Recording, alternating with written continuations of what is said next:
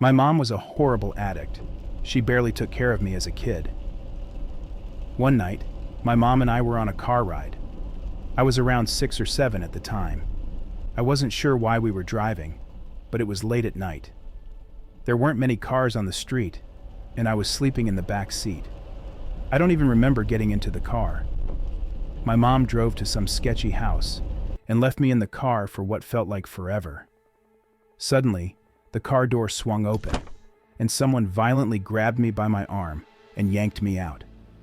I started screaming and crying until the man looked into my eyes and said, "Be quiet and don't try to run, or else I'll kill you." He had a scruffy beard and looked like a madman. I was scared to death, so I listened. He held me tight by my arm, shut the car door, and walked with me down the street. I looked back at the house my mom was in, hoping that she would come out at the last second to save me. I gazed at the house as long as possible while the man dragged me further away. As we walked down the street, I wanted to cry but was in shock and fear. If I sniffled or cried, he tightened his grip and yelled at me. The fear and confusion was overwhelming. We walked for a little while and ended up in the projects, a cluster of buildings crammed together in a rundown neighborhood. We entered one of these buildings and ascended a flight of stairs. My legs and feet hurt terribly. Fear kept me moving. Ascending another flight of stairs, I saw some random guy smoking a cigarette in the stairway, when suddenly, without warning, the kidnapper fell to the ground.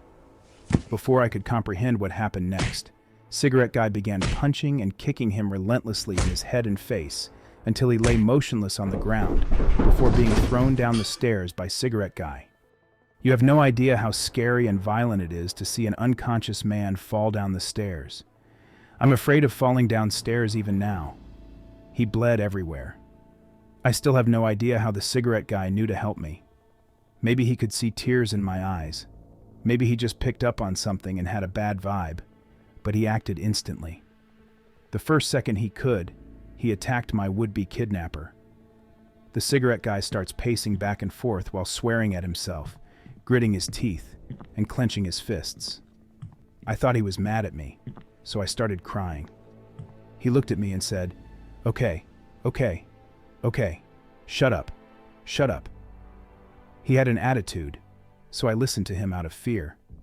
The Cigarette Guy frightened me, but not as much as the bearded guy did. He started to ask me questions with an attitude.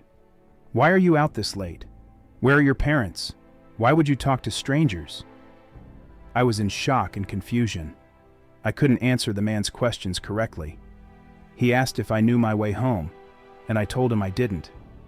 I told him a broken story about what happened, and somehow, with the information I gave him, he knew where my mom's car was. The only thing I remember about the road is passing a house with Christmas lights, despite Christmas being over. He knew the area well enough and figured out where I needed to go from that information. He promised to take me back if I vowed not to report to the police that I saw him or anyone who resembled him. He had an attitude. At that point, I didn't care what he asked me. I just wanted to go back to my mom, so I agreed. I followed him down the stairs.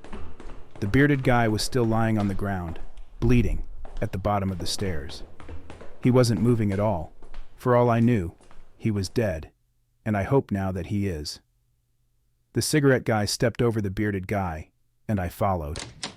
We walked outside, and the Cigarette Guy looked around panicky. I remember him saying, "The police don't like me." We walked out of the project building. My feet still hurt. The Cigarette Guy was walking fast in a panic, and I had to jog to keep up with him.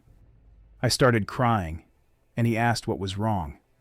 I told him my feet hurt, and I remember him sucking his teeth and picking me up with an attitude. He awkwardly cradled me in both arms. He walked down the road for a moment. Then I remember him swearing and running behind a house or a building. A cop car was driving down the road.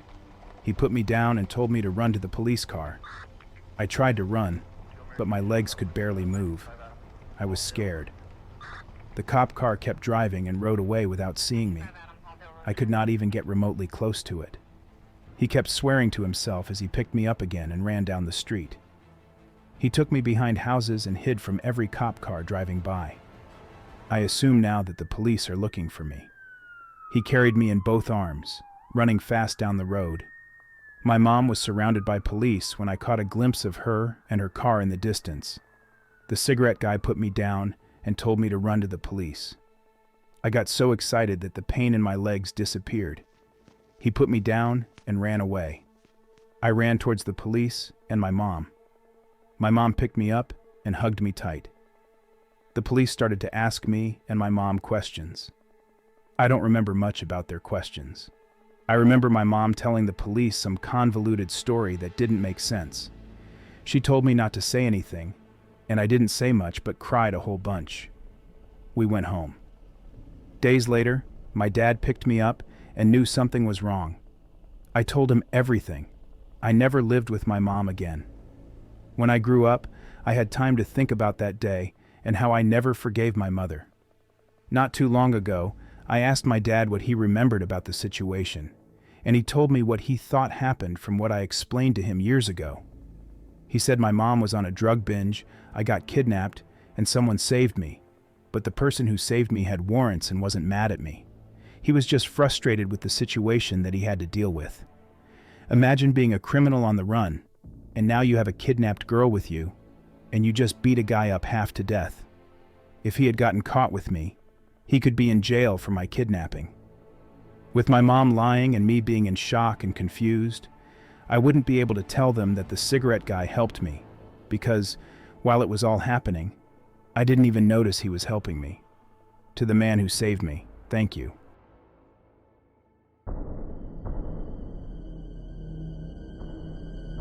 My father was the head chef at a bustling beachside bar and grill, where he also ran and DJ'd the weekly bike and car shows. I couldn't attend the midweek car shows, but my dad would often take me to the Friday night bike nights. I was adored by the tough bikers who frequented the event. Some may argue that it wasn't an appropriate environment for a child, but I learned invaluable lessons in loyalty and friendship from these unlikely friends. One particular biker stood out to me. Uncle Mike.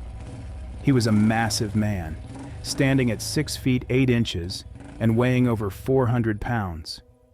A former Marine who loves his Harley and cigars, Uncle Mike never failed to bring me a Butterfinger and Beanie Baby every week for 5 years.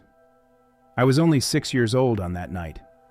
My dad had set up an air mattress in the back of the restaurant so that I could sleep while he worked the show until 10 p.m. Uncle Mike checked on me every 15 minutes while my dad tended to his duties. I was fast asleep when I felt a hand on my shoulder. It was a man I recognized from previous shows, dressed in regular clothes rather than biker attire.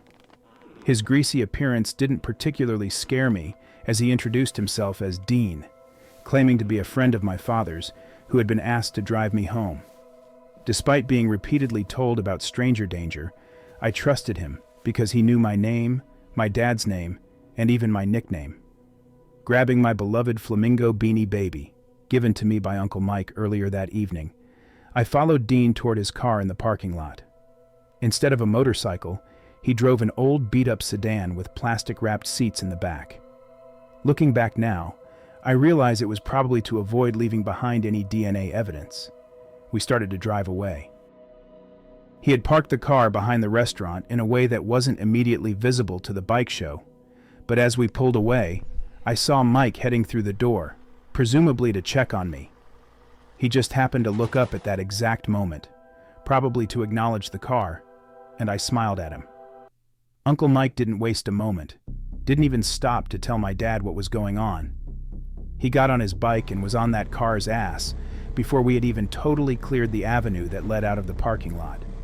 The avenue that you had to take to get to the restaurant was long, about 1.5 miles, and then you had to go down another long road before you made it to the highway.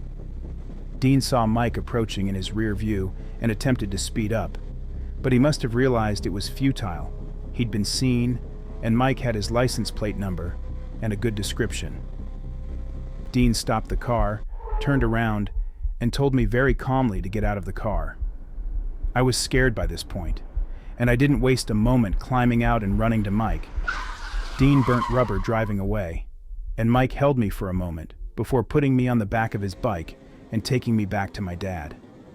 By the time we got back, cops had been called, and they were surrounding the place. A lot of the show had emptied, and my dad was sobbing, screaming on the sidewalk outside of the restaurant. I'll never forget that moment. I ran up to him and hugged him as tightly as I could.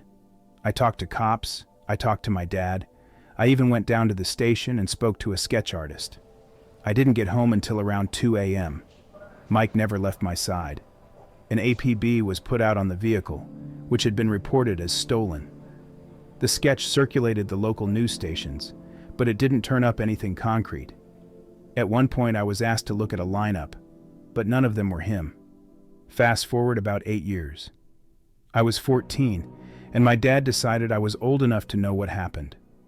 Dean had been spotted lurking around the bike show a few times before that night, and was a customer at the restaurant fairly regularly. He knew my nickname because he had been watching me for over a month. He knew my schedule and consequently how often Mike and my dad checked on me. When his evil plan was botched and Mike brought me back to the show, everyone had left. I had assumed it was because the police had been investigating a crime scene, but I was wrong. They were all out looking for Dean. Mike told them the make and model of the car with a description of Dean, and one of the guys thought that he sounded like a guy who frequented one of the biker bars downtown. I remember my dad paused for a long time, and I asked him what happened after that. "They found him," he said.